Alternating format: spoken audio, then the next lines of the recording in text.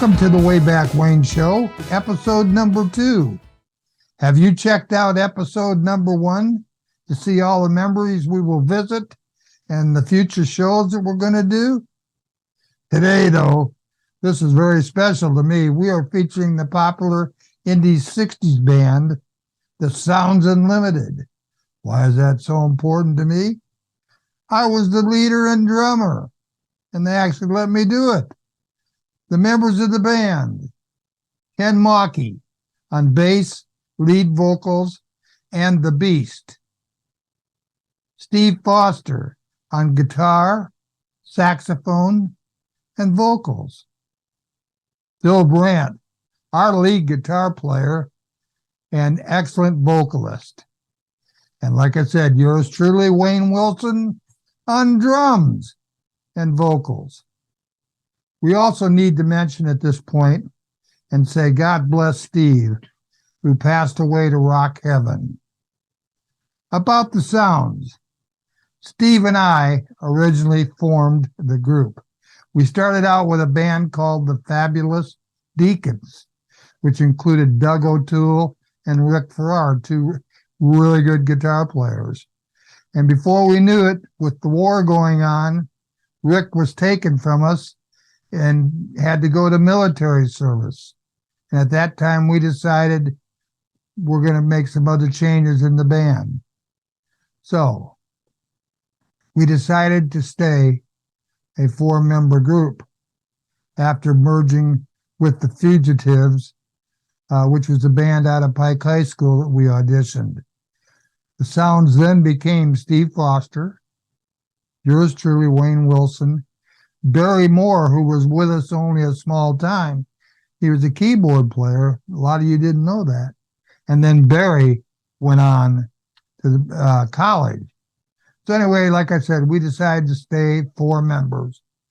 And I also want to credit the fact the other guys that made our show and music happen. And that was our sound guy, Jeff Carr. And we had road staff, road managers, John Heiner, and my younger brother, Gary Wilson. Here's a photograph of the Fabulous Deacons. See how they looked. And then our first Sounds Unlimited picture. Boy, is this a shock to you, right? Striped shirts and matching pants. Beach Boys, move over.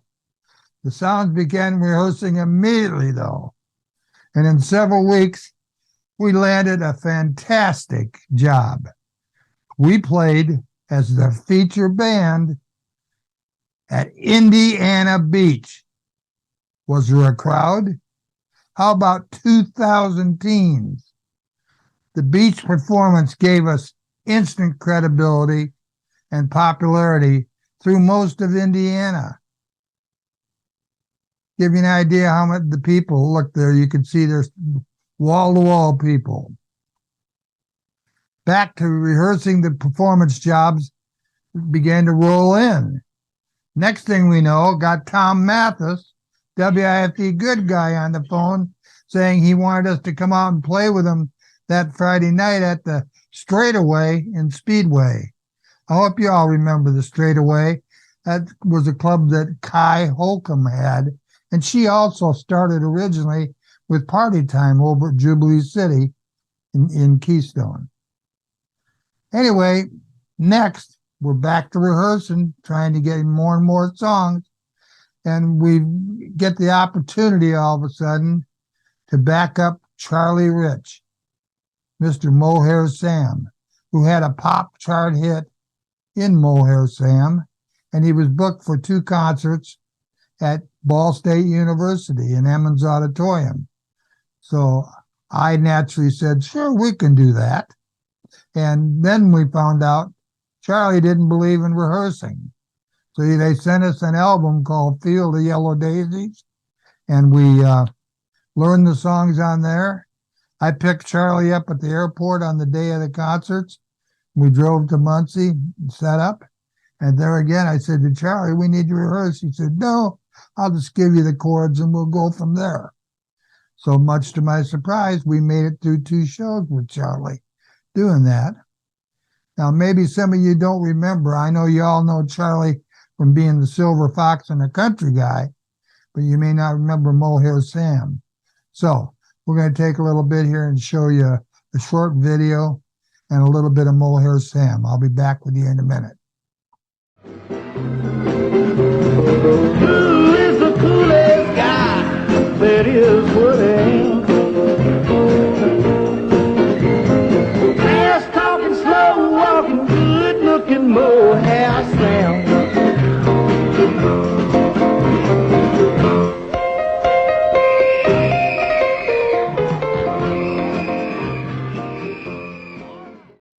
Okay, getting back to you here now. Also, during the 1960s, some bands got the opportunity to play music for advertisements. Thanks to Dunwich Records and their Best of Dunwich Records CD, we give you this commercial. Well,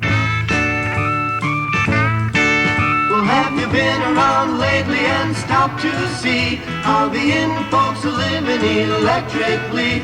It's the way of today, tomorrow too. The only way that's right for you. The easier way to get more things done, from household chores to TV fun. So let's get with it and join the bunch who've acted on that surefire hunch. Electric living has passed the test for all that's modern and all that's best. Yes, get around, friends, you're sure to see how the inn folks live in electrically. It's the way of today.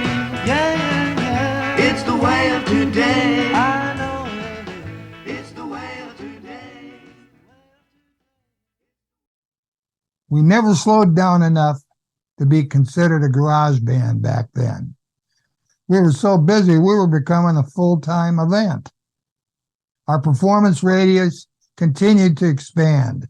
We traveled and performed in Indiana, Illinois, Minnesota, North Dakota, Nebraska, Iowa, Ohio. By the way, do you know what Iowa means? It means I oughta went around. Ohio, Pennsylvania, Michigan, Kentucky, and yes, the cheese state, Wisconsin. We had a great agent in Dino Enterprises and a super manager in Bill Overman and his company, Tower Management. We were absolutely, by this time, playing as much as we could. Our lead singer, Ken, was setting a record for the amount of bottles of Sepacol that he drank just to keep his throat in shape. Anyway, we went to Chicago, our first recording session. Now, for you that have never recorded, the idea of going and making a record is a pretty scary thing to bands when they've never done it before.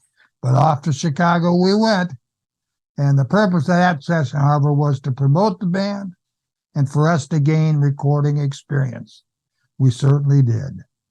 We recorded tunes, Eat Out My Heart, Feel a Whole Lot Better, the Beatles' big song, Lose That Girl, and You Did It Before. We believed, and our manager believed, that this showcased our band and highlighted our vocals. We're going to play a song for you. You Did It Before. I'll be back with you in a minute.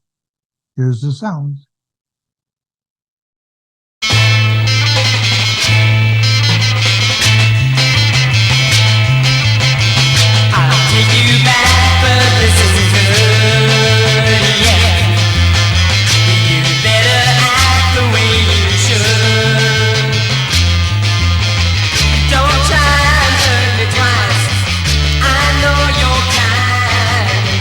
Don't lie and say it never ever don't mind.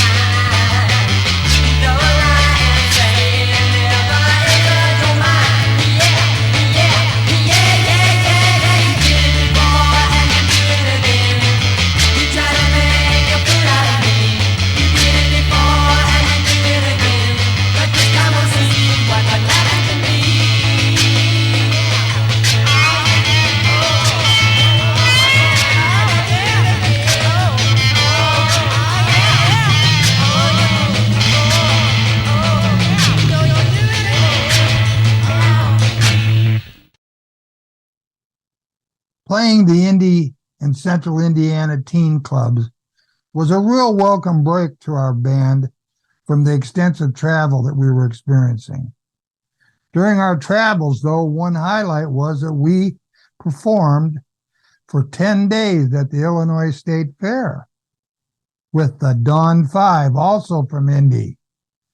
Think of it, 2 top indie bands captured the Illinois crowd for all 10 days.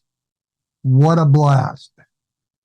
In fact, the more I think about it, there were a lot of special shows. The Indianapolis Coliseum with the McCoys. Remember Hang On Sloopy, of course. Earlham College with Sir Douglas Quintet. She's About a Mover.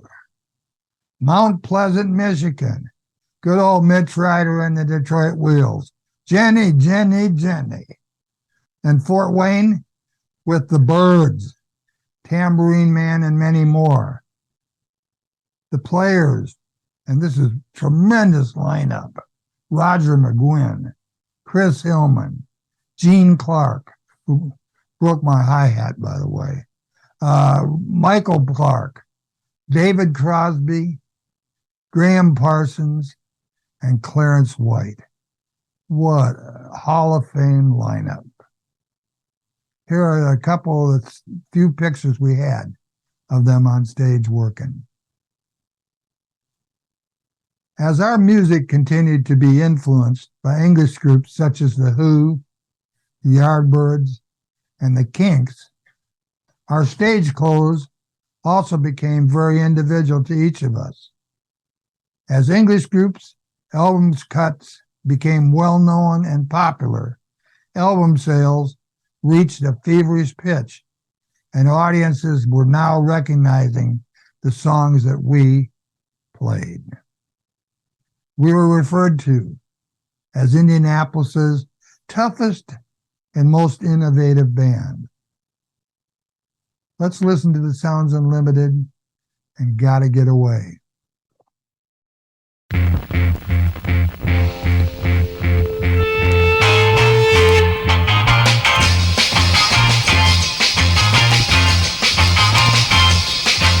It's gonna take a lot more than magic to break this spell.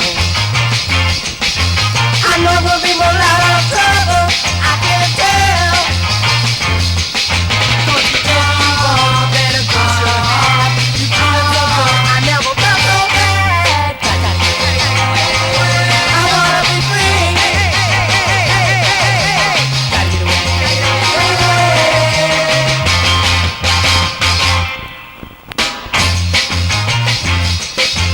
It's gonna take a lot more than doctor to do this thing. I know better make my mind stay sane. 'Cause I pay no attention to your brand of wrong. I'm getting so wrong, I better hurry up. I wanna be free. Gotta get away. Gotta get away.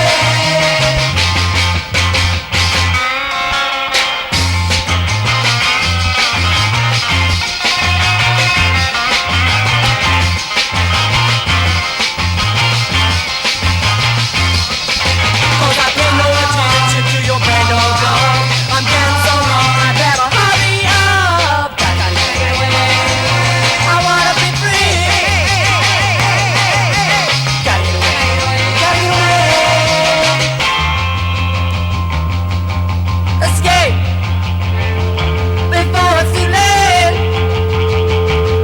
I said escape, everybody. I just gotta get away.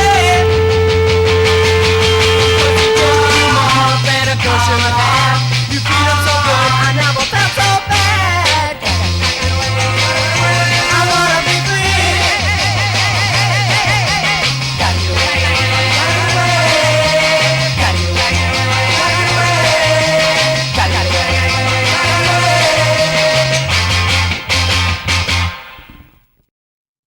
On the big concerts, as the opening act, we became known as the band that would work the crowd into a frenzy before the headliner came on stage. We felt that was not a bad reputation to have.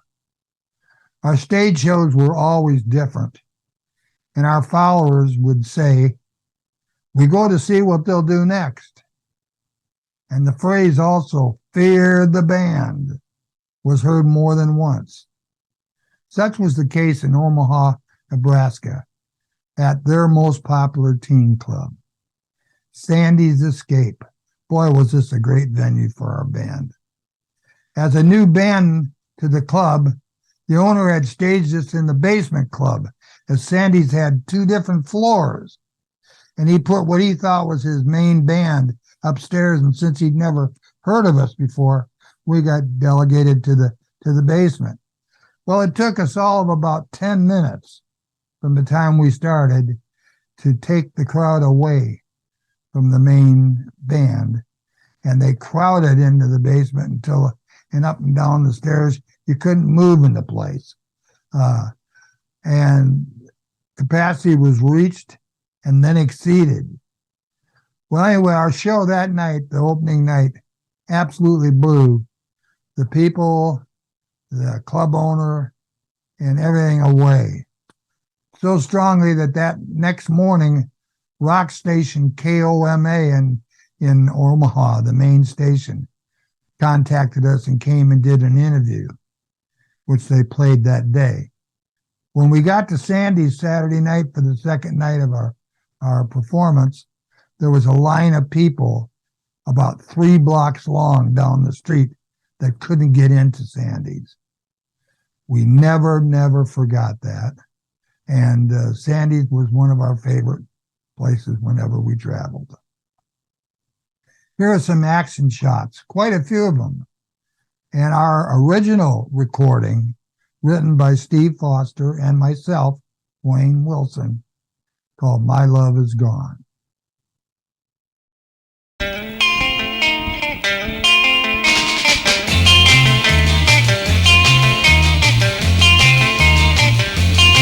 My love is gone, yeah. She left the other day. It's the end of my life, yeah. And that is why I say my love is gone. My love is gone. She didn't tell me the reason for it. I love her so much, yeah, but she treats me unfair. My love is gone. My love is gone, yeah. I was left alone to make my own way, and here I will stand till my dying day, my dying day. She didn't tell me the reason for her care. I love her so much, yeah, but she treats me unfair. My love is gone. My love is gone, yeah. I was left alone to make my own way, and here I will stand till my dying day, my dying day. My love is gone, yeah. She left the other day. It's the end of my life, yeah, and that is why I say my love is gone. My love is gone.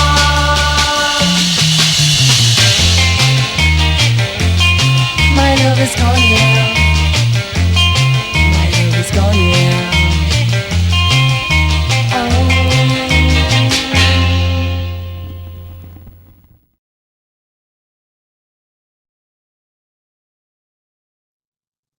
Our second recording session was a tremendous experience. We traveled to Cameo Parkway Studios in Philadelphia to record 4 songs that we believed would be a music audition for the planned Monkees TV show. I had learned that Columbia Coal Gems was creating the show. The studio provided the songs. Bill Overman our manager took care of the arrangements for the session. My Love Is Gone, written by Steve and me, and She were two of the songs from the session, which a year later was recorded by the Monkees. Here is our recording of She, which preceded the Monkees recording by more than a year. I find that very interesting, don't you?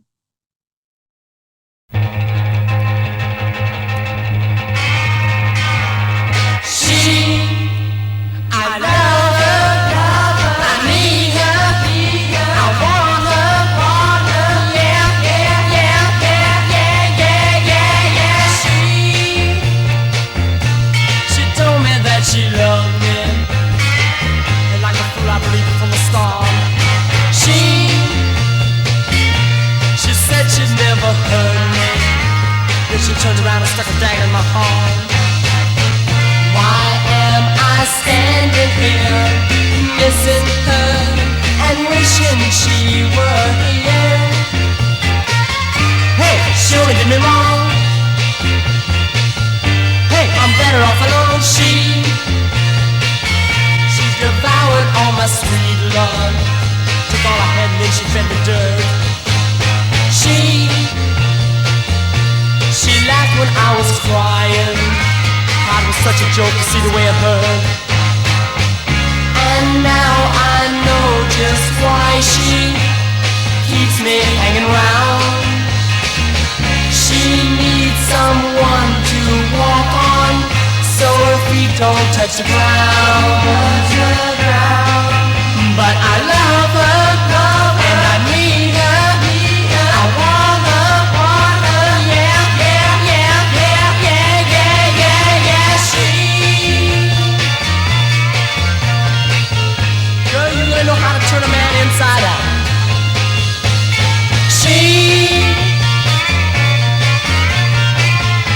Sometimes I wonder how I'm gonna stand around here and take it. Why am I standing here, missing her and wishing she were here? Hey, only did me wrong. Hey, I'm better off alone. Oh, she only did me wrong. I'm better off alone. At the end of the session, our manager, Bill Overman, took us into the city, New York. There we met Matty Pine, a very interesting individual who introduced us to many groups while we were there. Matty promoted and booked entertainment for East Coast events, including the Ed Sullivan Show. Not that we were ready for that, but he was the same fella. He took us out to Greenwich Village. You can imagine guys from central Indiana, Greenwich Village. Wow. We weren't certain what was going on. But we met Ken, our bass player, somehow met Frank Zappa and the Mothers of Invention and went with them that evening to their show. We'll have to ask Ken about that when we talk to him. Steve and I went to the Night All coffee shop, and we spent time talking to the Lovin' Spoonful. I'm not sure where Phil or our manager Bill ended up, but it was a great experience and exposed us to New York music scene. On our way to Indy, after everything was done out there, my car gas tank began to leak. You figure. And so we all started chewing gum. I don't know who had the idea. We started chewing gum and putting it on the leak to stop it from leaking. No, this had nothing to do with bubblegum music, so don't get cute there. But anyway, I thought I'd throw that little story in. And so now, without further ado, I wish I had a drum roll. I'll give you a drum roll. We're going to go to Flower Branch, Texas, and bass player extraordinaire, dancer extraordinaire, singer extraordinaire, Ken Mahlke. And to help us with talking to Ken and Phil today, I've asked Liz George Wilson, yes, that's my wife, North Central graduate in the 60s to take care of asking the guys a few questions. They're comfortable with her. She's comfortable with them. So that gives me a break, gets you out of having to listen to me anymore. So here is Liz George. Thanks, Wayne. Hey, I'm sitting here with Ken Mahlke, the bass player for the Sounds Unlimited. He's going to answer some questions for me. Are you ready, Ken? Yes. Shoot. You're credited with influencing the music that the whole band did in the selections. Uh-huh. You were probably leaning towards the English things, Kinks, The Who, the Yardbirds. Who or what helped you, who most made you influence? What was where did you draw that from? Okay. Little background. I think back at that time, most people would agree that the Sounds Unlimited were a group of individual virtuosos. I always say, in a rare moment of complacency, they allowed me to sneak in under the tent and play bass and do some singing. I think just to kind of go through, Wayne, I think he was already well known as the most explosive percussionist in the region. And Steve was a master musician and probably the best looking guy most girls had ever seen. And Phil Brandt was an amazingly inventive lead guitar player and chest voice high harmony talent. We did well around the Midwest. We opened for some top recording artists at the time. We're all dressed in matching short red waiter coats and black turtlenecks and black pants, much like the bands of the day. And, we played mostly like Beatles and Stones and Dave Clark 5 and Paul Revere and Byrds covers, and a few kind of cool original tunes. I think in my mind, though, and maybe in the audience's mind, we were at our very best when we were kind of expending our youthful energy playing and improvising during the more up-tempo numbers. So our audience, as I said, seemed to join that escalation when we hit the Kinks and even a smattering of Yardbird tunes. For me, musically, I guess, my life changed on August 6, 65, when I experienced The Who play at the Richmond Jazz Festival on my 12-inch Philco TV. You can probably hear Wayne in the background right now groaning, because all they ever heard from me was The Who at the Richmond Jazz Festival. For me, with The Who, it was just a sensory overload experience, like nothing I'd ever seen. I think it was like, the energy, the fury, the expulsion of pin-up angst. For me, it was nearly orgasmic. I mean, Keith Moon attacked his drum kit like a fast motion movie. Wild gestures, eyes blinking like strobes. He held his sticks in his hands like short samurai swords, and he was pounding out this impossible driving beat. And the frenetic destruction, the antithesis of the bands, as I said, we'd seen before, bands with their little powder blue suits doing their cute little steps in time with the music. So if you couple the Who experience with the Yardbirds, and the Yardbirds at the time,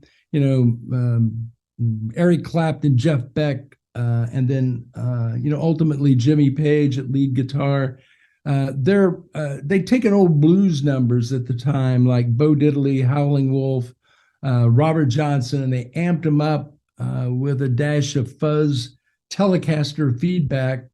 And our covers, as a result, went from pretty darn good 4-part harmonies to kind of screaming guitars and, thunder under the stage drums and bass. And I just say, incidentally, we never would have been able to play the Who's covers without Wayne's ability to replicate Keith Moon's skills on his weapons, as I call them, of mass percussion. So I thought that was perfect for us. It's kind of a long-winded answer, but I thought it was perfect for us. I think it's the kind of the release we've been seeking, coupled with the way we could express our youth musically. We dressed in outfits that suited our individual moods. And we became known from wearing some pretty interesting stuff. And again, our set list changed from to include more Who and Yardbirds songs. Very interesting. And the second question, you kind of segued over to that. Your appearance and your and what you wore, and your appearance on the stage and how you performed. Yeah. Or is there any main one that you can kind of draw back on and say that was the main thing that happened? Wow. Yeah, there's lots of them. I mean, some of them we can't talk about. I think the statute of limitations is still in effect, but I'd say just about any time we played, I feel like we gave our audiences the best and most energetic version of ourselves. I mean, I think none of us ever considered doing otherwise. We loved the music and how it made us and our audiences feel. And you have to remember this was at the start of the Vietnam War, and it was a war that nobody wanted and everybody feared. So helping people travel, kind of in their minds to a different and maybe happier place was important. One incident I can remember is I had a spare bass. It was I think it was a K that I had acquired from Toby Myers, who was John Mellencamp's bassist. I called it the Beast. It even had a sign on it that said the Beast. And I used it during several of our Who covers and would smash it into the amplifier to get a particular thump or beat that we were looking for. I recall at a show then in Springfield, Illinois, the Beast met its demise when I snapped its neck off in front of a few thousand people. So pretty exciting. Maybe that was the thrill. I still have the guitar that I broke in pieces at our reunion concert. So. Now, as we all did, we loved the albums that came out and the obscure things that you chose out of there. Yeah. What continued to motivate the band besides the albums and the English? Yeah. Gosh, I think just speaking for myself, I think it's kind of the thrill of the show and the appreciation we got back from the audiences. When we hit new markets, I mean, some of the people were afraid of us and they'd stand back 10 feet, when we exploded on stage, but they would move closer when they learned that no humans or animals were hurt in any of our performances. So just an example that pops up, and I know when we had a reunion, we sat around and talked about that, but we first hit Omaha, Nebraska. We were performing at a place called Sandy's Escape. And so we had a Friday, Saturday night booking. And at that time, Sandy's had 2 floors. And we were the number 2 band because nobody knew us. And we played upstairs while the main band took the stage on the main floor. And so after our first set, kids were leaving the main floor and going upstairs to hear this thing that was happening up there, this explosion. We didn't think much of it. And the next day we were at a music store locally and there in Omaha, Nebraska. And, we were looking around, getting guitar picks and various things. And the place seemed to be abuzz about the band at Sandy's last night. And so that night when we played, people were lined up around the block to see us. We moved to the main floor and there was no other band. The other band was a no-show. So, we positively rocked Sandy's that night. And, some say it was never the same. One just quick thing, Wayne is sitting around there somewhere, happened to cut his hand while playing the drums in this, frenetic solo he was in the midst of. And it was bleeding and they had a white background behind us. I thought that was great. Spraying behind the screen. It was just amazing. And people were, with us. They were rocking with us when that happened. Okay, after all of these years and the Vogue, when you did the Vogue reunion, when you think back, what moments really stand out for you? Yeah. So, it was great to get the band back together again.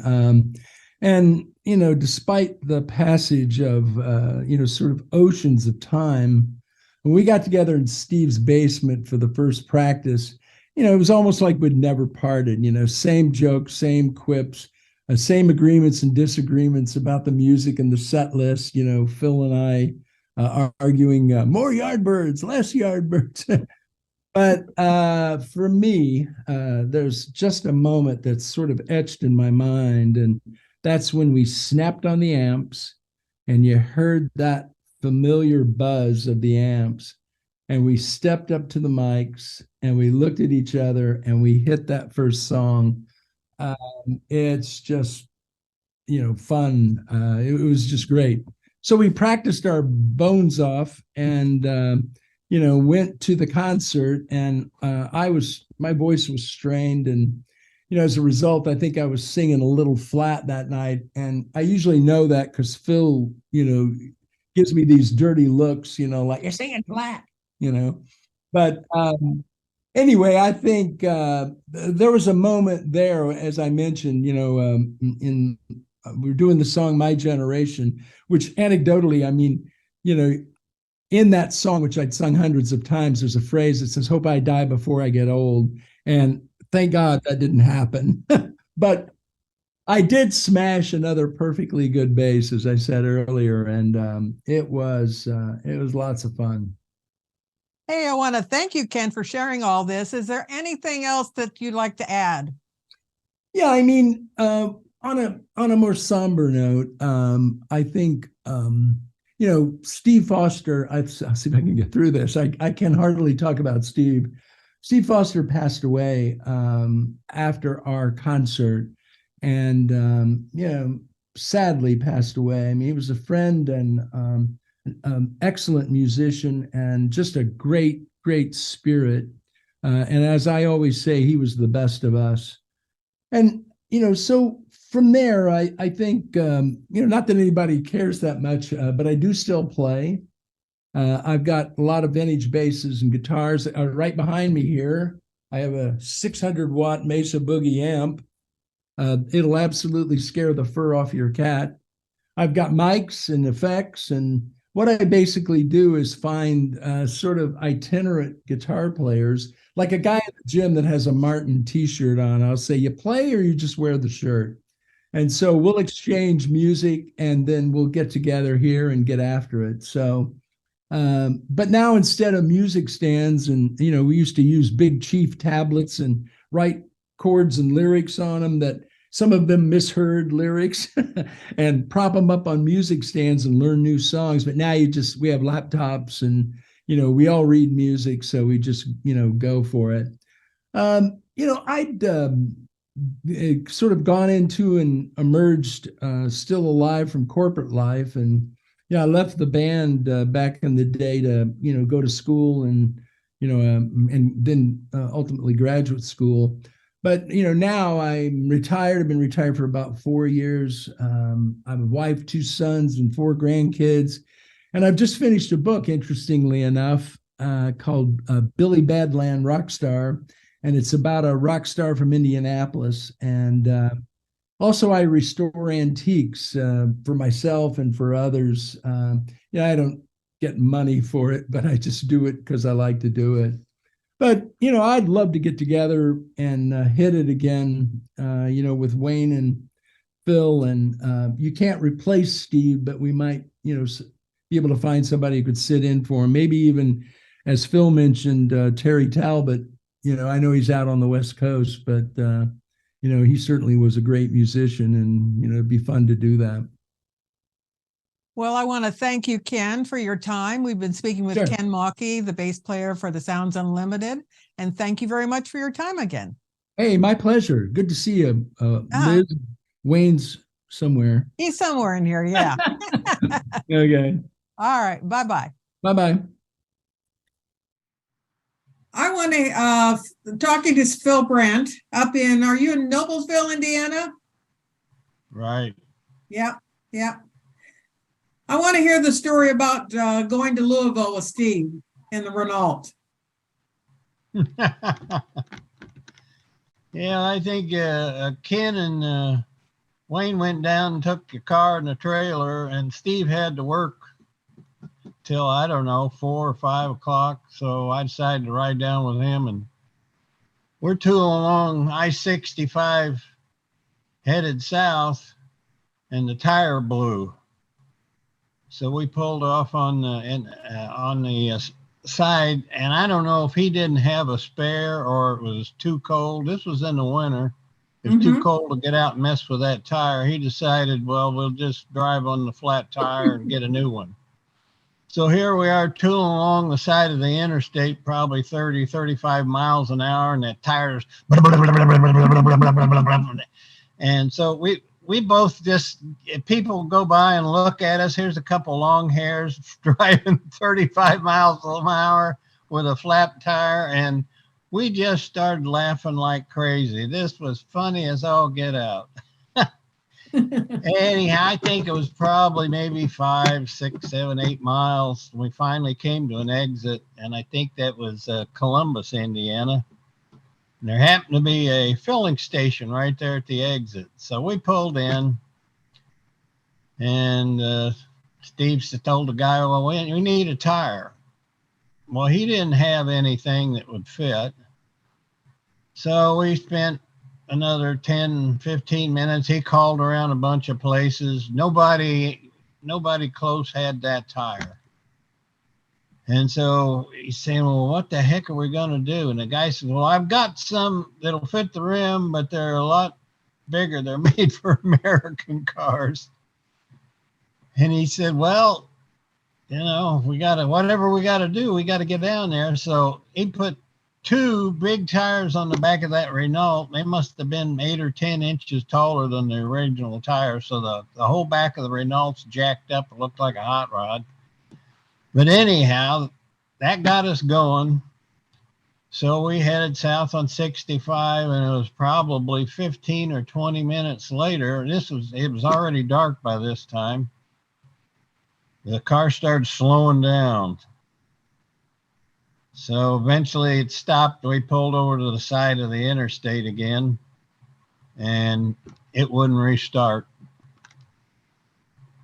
So we got out, and just luckily there was a frontage road along the interstate at that point. So we got out, climbed the fence, got over to the frontage road, and probably walked a half a mile, and we found a house that had lights on. And we told the people the problem. They said, yeah, there's a station down here a few miles away. So we called them. And they said, yeah, we'll be out. It's going to take about 20 minutes. And we probably stayed around a few minutes to warm up and walk back to the car. And sitting there waiting, and Steve decides to try the ignition again, and he cranked the key in, and it started right up. So we took off, said, hell, we ain't waiting for a tow truck. So we were rolling about another, 10, 15 minutes maybe, and the car started slowing down again. Mm-hmm. And this time we were close to a ramp, and we made it to another filling station. And it turned out, after asking a few questions, that the guy figured, your gas line's freezing up. So he put a can of gas line antifreeze in it, and we were all right. We made it to Louisville, but we probably lost, an hour and a half at that time, maybe more. And of course, nobody was happy in Louisville. We were an hour and a half past starting time, and it was a pretty sad evening. I heard they waited for you. Yeah, they did. They ain't much choice, I guess. Now, there was a time when you broke your arm doing motorcycling with who? Don Basor, the bass. I think he was the bass player for Sir Winston. Yeah. I hung around with him some. First time I'd ever done any jumping or climbing on a motorcycle, and I didn't fall off or anything, but I came down pretty hard and it broke my elbow. How long were you out? I don't remember. It didn't seem, I don't think it was very long. I only had like a half cast on the thing. It was 4, 5, maybe 6 weeks at the most. Mm-hmm. And who replaced you at the time with the sounds? Do you remember? Yeah, a guy named Terry Talbot, Ah, one of the Talbot brothers. yeah, yeah. So I sang and I did the backup vocals and sang and played tambourine for a month or so. Yeah. Then you were getting ready to go to Vietnam, and there was a radio story that you were going to tell us about, a song you heard on the radio. Yeah, I was in basic training, which was pretty rough, but usually Sunday afternoons or Sunday morning, Sunday afternoons were pretty easy to let you alone for a day. And I was in the barracks listening to the radio, and a song came on called She. And I'd heard that song before because the Sounds Unlimited had recorded it in Philadelphia, I think just the summer before. Mm-hmm. This would have been in probably March of 67, Yeah. March or April. And, and I'm thinking, wow, these guys have got to be the ones that must have tried. We didn't know a whole lot about what the whole deal was. It was pretty tight-lipped from our manager, but we got the idea that it was maybe going to be some kind of television show about a band. So you think you thought after all that you were maybe trying out for the Monkees, but you didn't quite get it, huh? Well, we were trying out for a show, but the Monkees, they created the Monkees, and that's who it turned out to be that did that song. Yeah, we've still got a recording of She that you guys did. It was pretty good. Yeah. I think I got a copy of that around somewhere. Yeah. You got any parting words or thoughts you'd like to tell everyone? Just that was an interesting couple years that we had. We had some ups and downs and a lot of fun. Yeah. Yeah, we didn't make a lot of money, but we didn't really care. It was fun performing and seeing all those crowds of teenagers show up. So it was a good time. That's nice. Nice. Well, thank you for speaking with me, Phil. My pleasure. All right. Bye-bye. See ya. Bye. Well, I really appreciate the fact that both Ken and Phil were able to be with us today.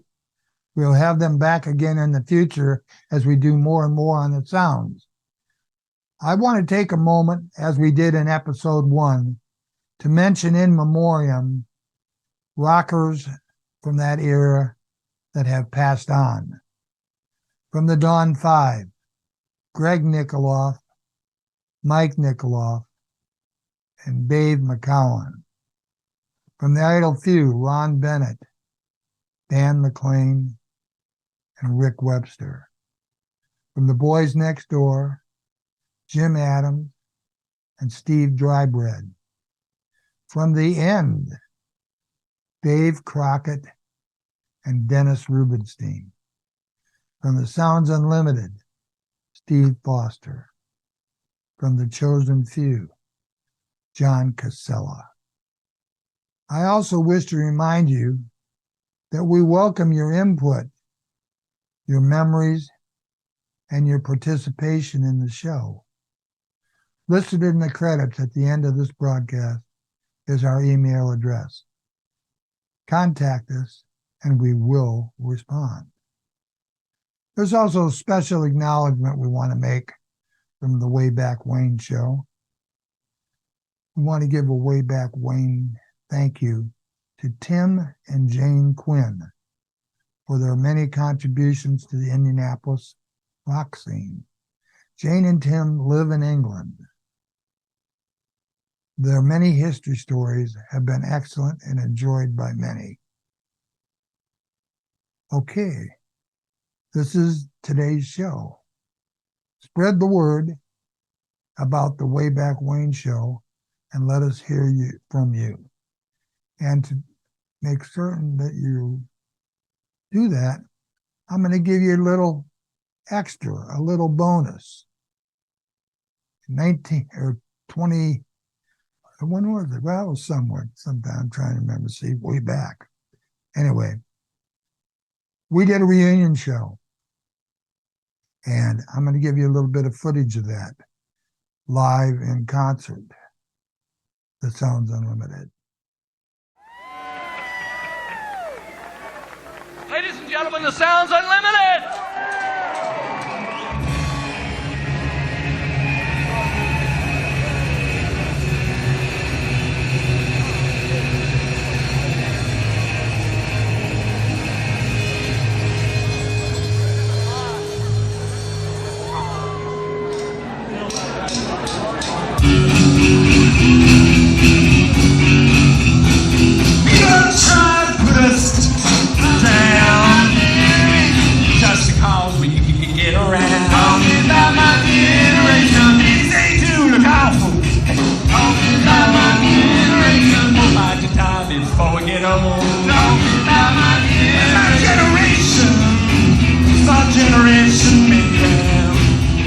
Why don't you all fade away? My generation, don't try to dig what we all talking about my generation. Not trying to cause a big sensation about my generation. Talking about my generation. My generation, yeah.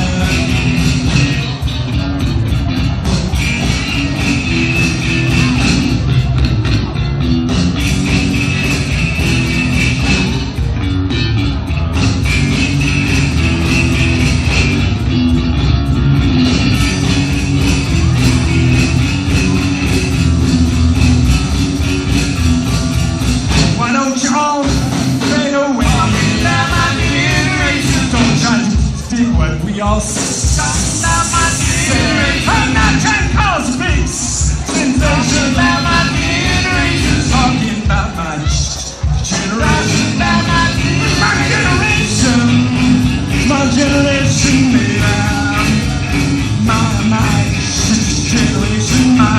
generation. My generation. People try to put us down. Cause we can get around. About my generation. DJ do the power. About my generation. About to die before we get old.